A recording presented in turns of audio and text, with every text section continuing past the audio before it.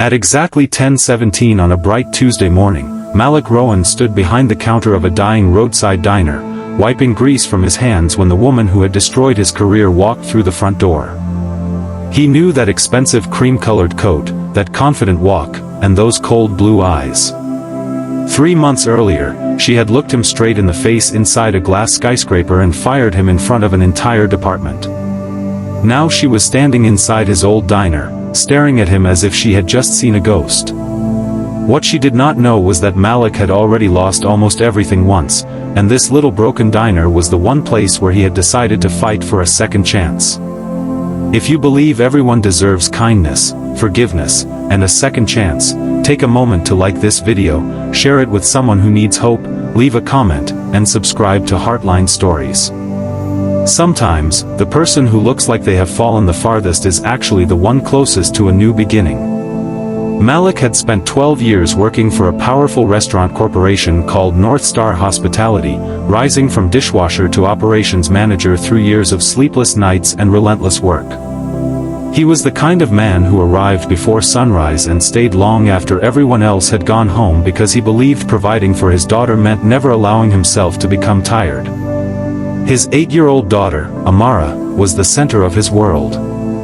After losing his wife several years earlier, Malik had learned how to braid Amara's hair, pack her lunches, help with homework, and still show up at work wearing a pressed shirt and a tired smile. Then everything collapsed. A new CEO named Vivian Hart arrived at North Star and began cutting employees without knowing their stories. Malik was called into a conference room one rainy afternoon and accused of being responsible for financial problems at one of the company's locations. He tried to explain that he had warned executives about the problem months earlier, but nobody listened. Vivian signed the termination papers, and Malik walked out carrying a cardboard box while dozens of people watched silently.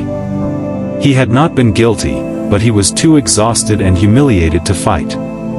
For weeks, Malik searched for another job while pretending everything was fine for Amara. He sold his car, emptied most of his savings, and started cooking meals from whatever remained in the kitchen. One afternoon, while walking through an old neighborhood with Amara, he noticed a forgotten diner called the Morning Bell. The paint was peeling, the windows were dusty, and the sign flickered even in daylight. Most people would have seen a worthless building. Malik saw something different. He saw a place where tired workers could eat breakfast, where children could sit beside their parents, where people who had nowhere else to go could feel welcome. With almost every dollar he had left, Malik bought the diner.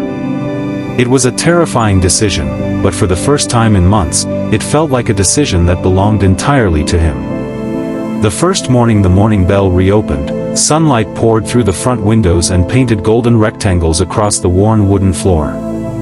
Malik woke before dawn, tied his old brown apron around his waist, and began preparing pancakes, eggs, coffee, and homemade biscuits. Amara sat at a corner booth doing her homework while humming quietly. The diner had only 6 customers that morning, but Malik treated every plate as if he were serving 100 people. By noon, the smell of fresh food had drifted onto the sidewalk. A construction worker brought 2 co-workers the next day. An elderly woman returned with her grandson. A schoolteacher began stopping by every morning. Slowly, the forgotten diner began breathing again. But Malik was still struggling. The refrigerator broke.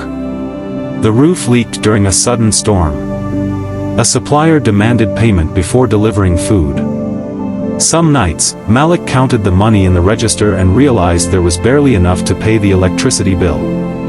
Yet every evening, Amara would run into the kitchen, wrap her arms around his waist, and tell him that she was proud of him.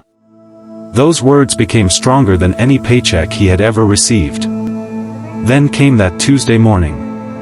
The bell above the diner door rang, and Vivian Hart walked inside.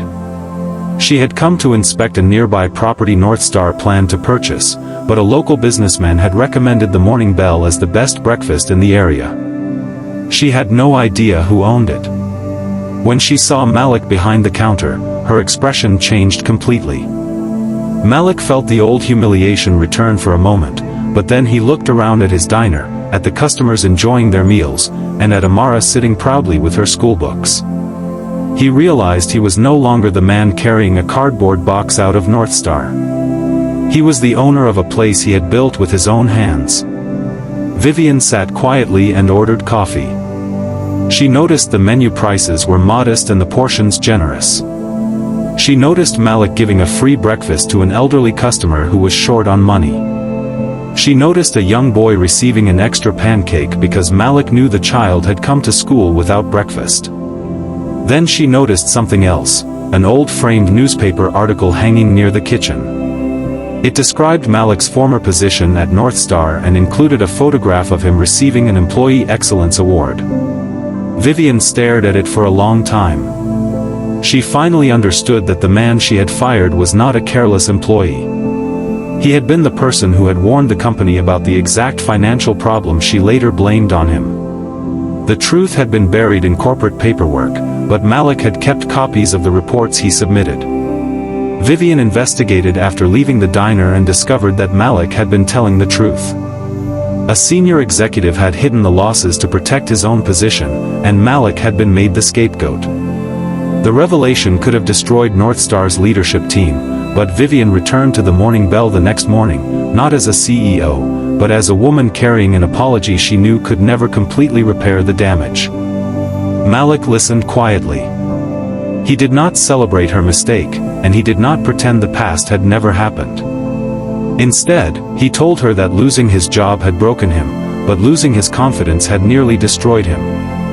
Building the diner had taught him something his corporate career never had: sometimes losing the life you planned is the beginning of discovering the life you were meant to live. Vivian offered him a senior position at North Star and promised to clear his record publicly. Malik thanked her, but he declined the job. His place was behind the counter now. His future was in the diner.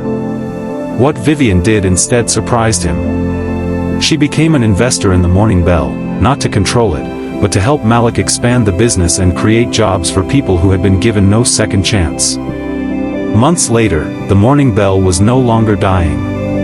The walls had been repainted, the windows were clean, and every morning the diner filled with sunlight, laughter, and the smell of fresh coffee. Malik hired 3 people who had struggled to find work, including a former factory worker and a single mother who had been rejected by dozens of employers. Amara eventually created a small handwritten sign for the entrance that read, "Everyone gets a seat at our table." If this story touched your heart, please like, share, subscribe to Heartline Stories, and leave a comment so this message of hope can reach someone who may be fighting a battle nobody else can see. And before you leave, comment "second chances" if you believe one painful ending can become the beginning of something beautiful. That afternoon, sunlight poured through the windows of the Morning Bell as Malik watched Amara laugh with customers from behind the counter. He looked at the old diner and remembered the day he had bought it with fear in his heart and almost nothing in his bank account. He had thought he was buying a broken building. In reality, he had bought himself another chance at life. And sometimes, the greatest victory is not proving the person who hurt you wrong. Sometimes, it is becoming so strong, so kind, and so fulfilled that their judgment no longer